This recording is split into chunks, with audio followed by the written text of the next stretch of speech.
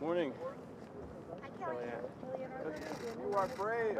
People being considered for chief. Are you under consideration to be White House Chief of The Staff? President, first of all, we have a Chief of Staff, General Kelly, and I, for one, have been very pleased to work in his White House for 18 months under his direction as a chief, and I think the slur that was lobbed against him yesterday by one of your new favorite flavors in the Congress is a disgrace. This is a man who's in his 5th decade of public service to this nation, and he has served as our Chief of Staff. Before that, starting on day one, as Secretary of Homeland Security, and before that as a 4-star general, Gold Star dad, and we all owe him a debt of service regardless of politics.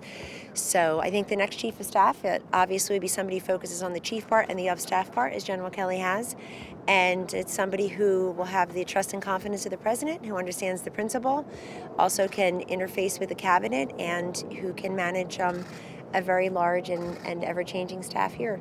So, but I think there are, and the president is absolutely correct when he says there are people vying for it, there are people under consideration, and it's a personal decision for the president.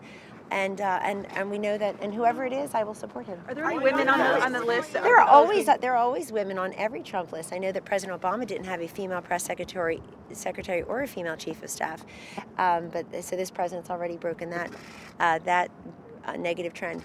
In any event, obviously the president surrounds himself with women in powerful positions, and why else would he be here? I think between Mercedes and Sarah and Ivanka and I, we have 15 kids ages 3 to 15.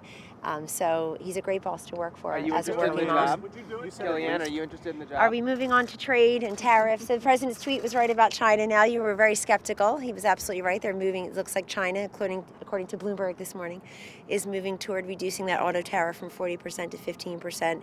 And I see the stocks rose a little bit among those domestic auto manufacturers. So that's great news. What are the expectations the president has for his Oval Office meeting today with the Democratic leaders? So I'll be right with you. So with the Democratic leaders, happy they're coming. I think it's a taste of divided government in Washington. And also the president's made very clear he likes the House bill with the $5 billion in border security funding. The president's first and foremost duty to this nation is to keep us all safe and secure, and that includes border security and national security.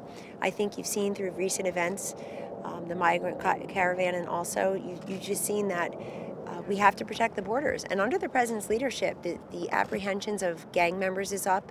The seizure of fentanyl and other deadly drugs pouring over the southern border is up. So his policies are working.